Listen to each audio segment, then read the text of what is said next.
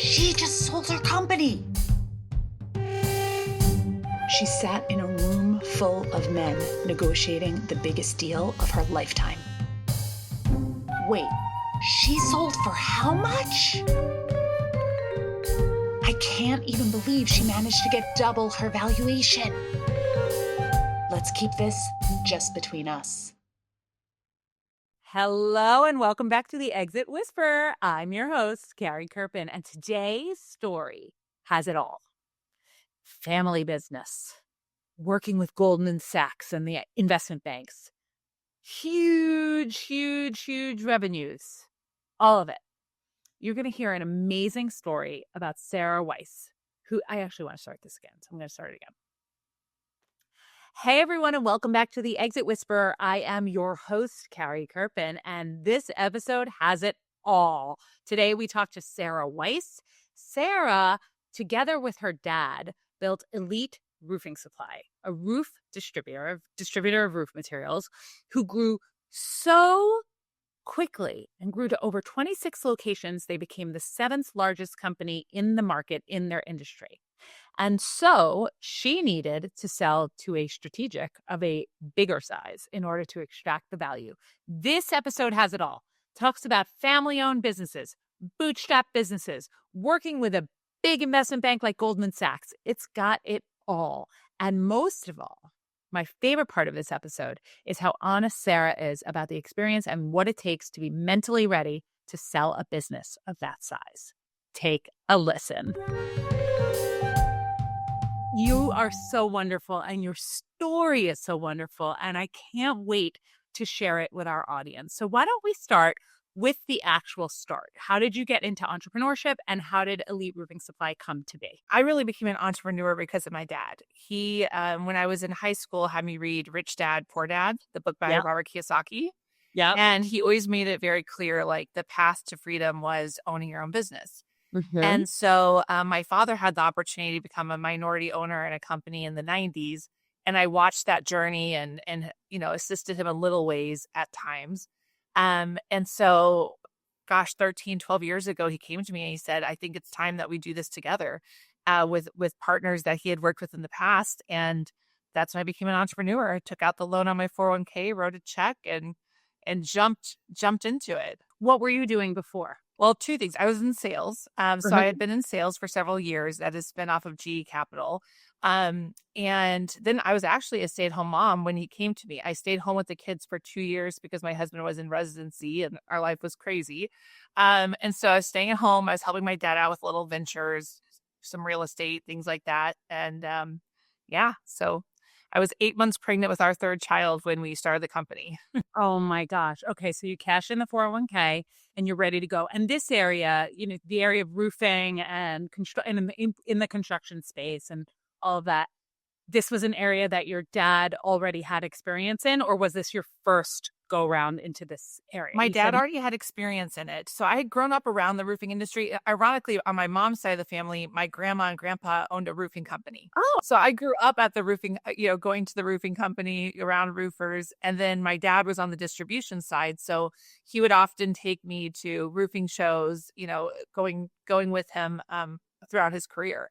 So I was always around the industry.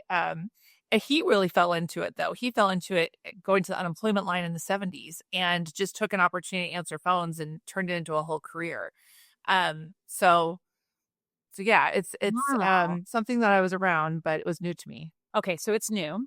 You cash in the 401k. Now, one of the things we talk about with some of our guests is about family-owned businesses and some of the dynamic when your partner is a family member, particularly one who raised you, right? So you're going in, you're cashing in your 401k. Is it all very documented and clean in terms of ownership and rules, or was it learn as you go, fumble through it? Okay, well, the operating agreement was clean.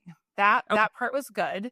Okay. No, when my dad sat me down over Mimi's Cafe and was like, we need to start the business now. I said, give me 5 years and then I'm all in. And he was like, no, I think it needs to be now. And he convinced me. And I said, what are you going to have me do? He's like, I don't know. Excel, computers, some of that stuff. I'm not exactly sure how it's going to work yet, but I just know I need you. And he was like, you'll work from home. You won't need a nanny. It'll be all great. And long story short, within a month, it's like, hey, I think we need a bank line and a controller and an office and a credit manager. And it was like off to the races. And, there was no title. There was no job description. It was just get it done. And so ultimately, I was really the COO initially in that, we started with 2 branches in California, and my job was to create the infrastructure. My dad and Greg and Steve, who are partners, their job was to sell and get the vendors on board with our vision. And my job was to make it a reality as far as, the infrastructure, lending. We extend credit to roofers, all the backside. So you were essentially the implementer and he went in as salesperson visionary. Okay, I get it. So the roles sort of happened, even though they weren't clear. Initially, it was like, do some Excel, do some whatever. It was more, it sounds like it was more, he chose a partner who he trusted, which is his family. Like when he was like, okay, got it. So how does it go so quickly from, okay, we're starting this to, oh shit, we need lines of credit controllers. We need it. What do you attribute to the growth? Well, I think it was more like once he got the key people to say yes, then the reality of, okay, how do we even do this? It came to fruition. So truly, so before we even opened our first branch, it was clear that we needed to have, be able to have P&Ls, get an asset-based line of credit in place, get operating agreements drawn up, all those things that go into really starting a business, because that first year we did 8 million in revenue and we had 2 locations, one in Northern California and one in Southern California. And my dad and I were based out of Phoenix. So, it was pedal to the metal. It was very high growth, and it was the focus was always on be ready for the growth. Was the high growth intentional?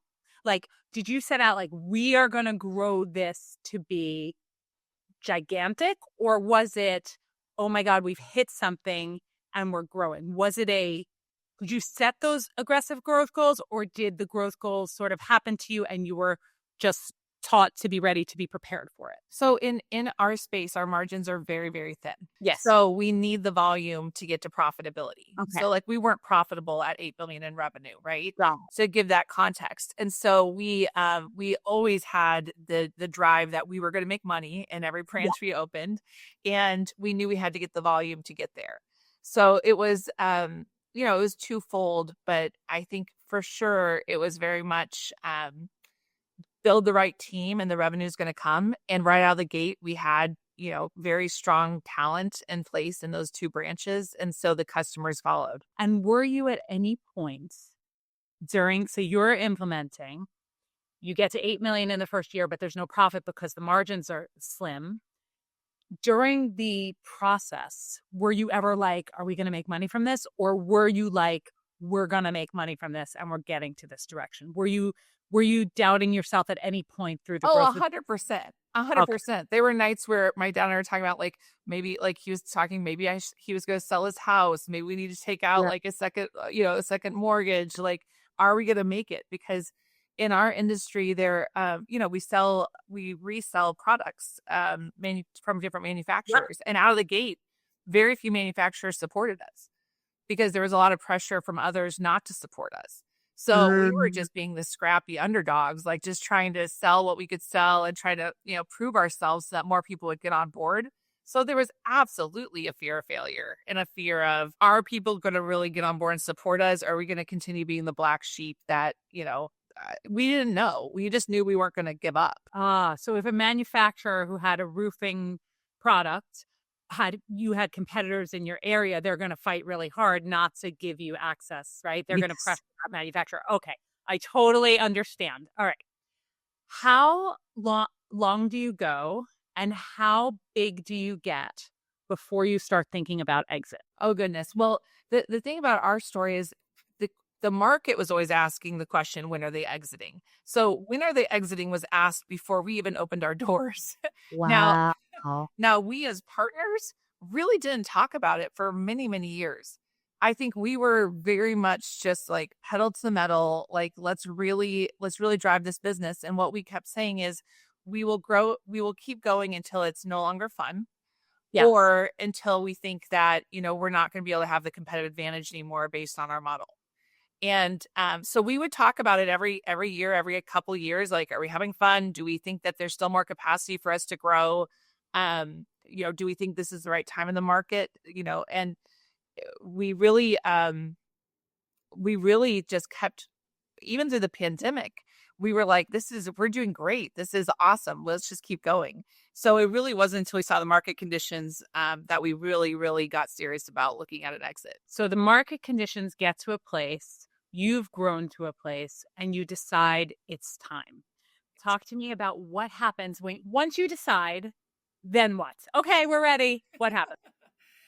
Well, obviously, even prior to deciding, there were always strategic buyers who were having conversations with us. So I always welcomed the conversations. I really took, up until the decision, like we're ready to go to market, I really did like an education process for myself, taking meetings, understanding where people were coming from, how they saw us fitting into their business, because we knew we were probably not doing a private equity route. For us, it was probably going to be a strategic. So I really built relationships with people within the industry and really, really learned a ton throughout that.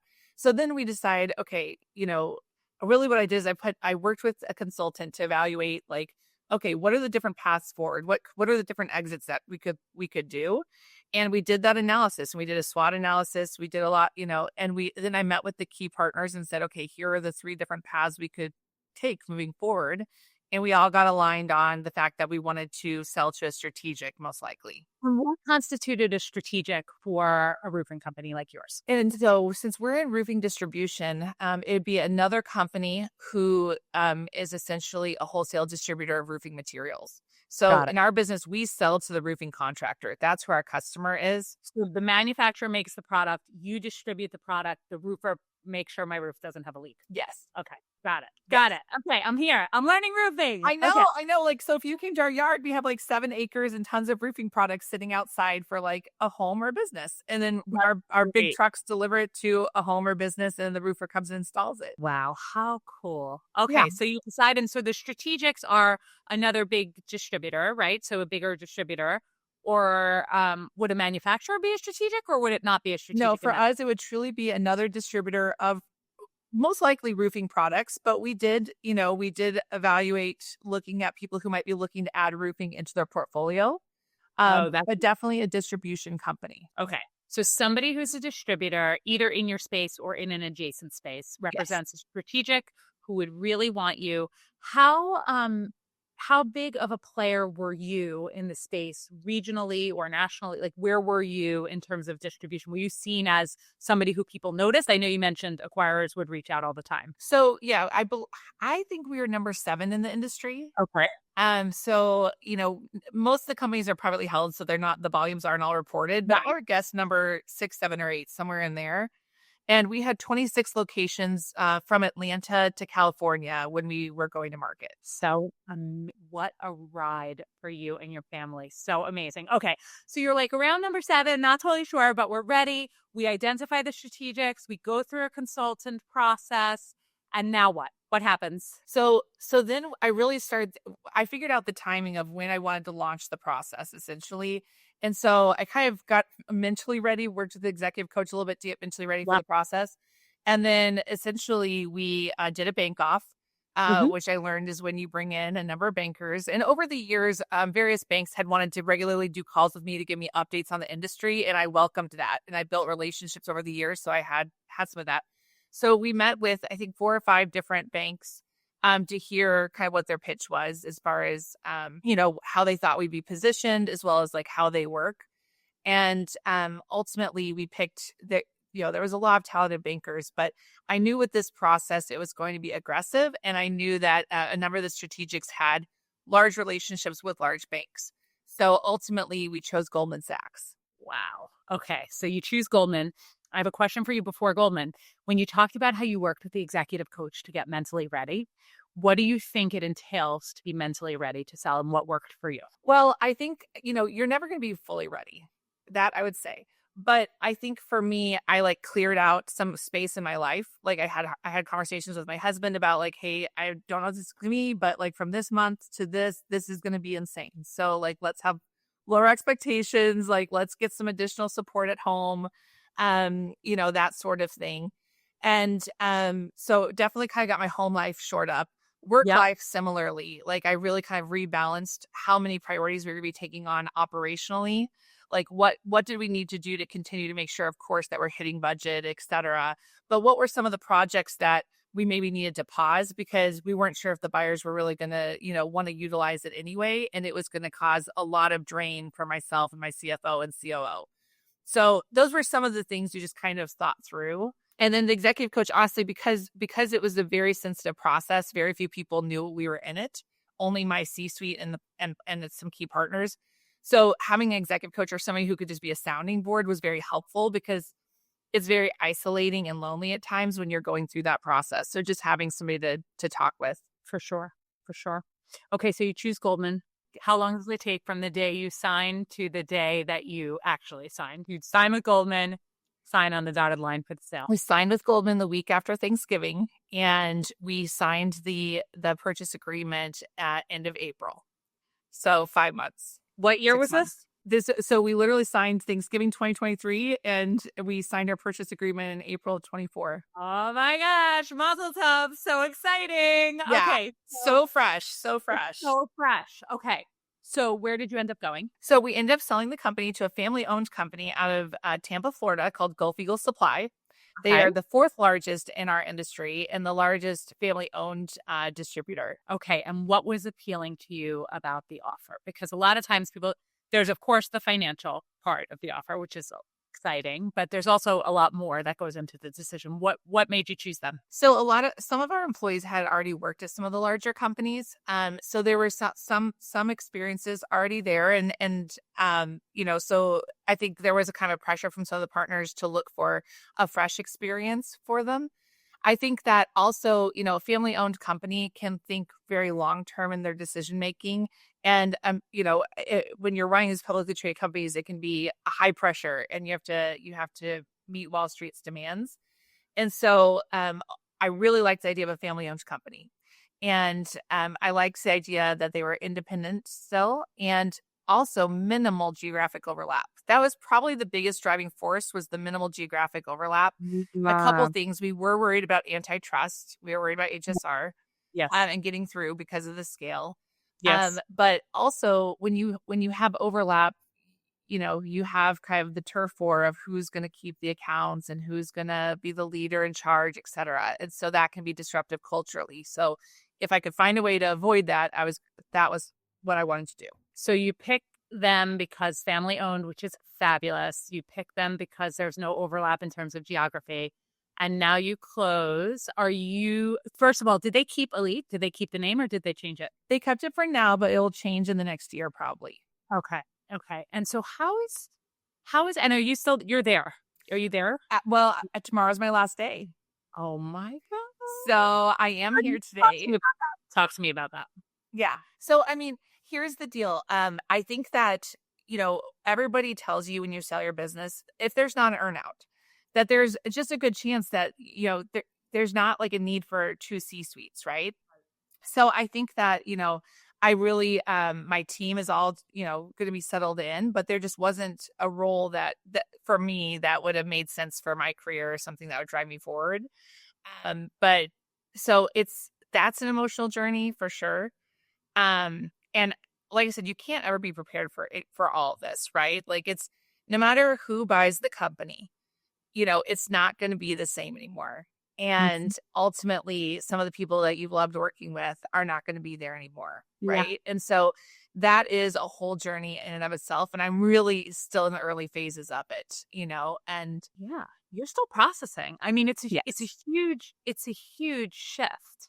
And now you're leaving and that's going to be a huge shift too. A good one, but a huge one. How do you plan to spend this next immediate chunk of time? Because I think this is really, I'm so glad I interviewed you in this moment on your last day, because I think it's critical. Like you wake up and then how are we spending the next few weeks, few months, et cetera? Well, so I've been really planning. So I'm leaning into YPO. I've been a YPO for years. So I'm attending more YPO stuff that I've had time to in the past. Yep. I also joined a group called Tiger 21, Yes. an investment YPO version, because that could be a whole other podcast Yep.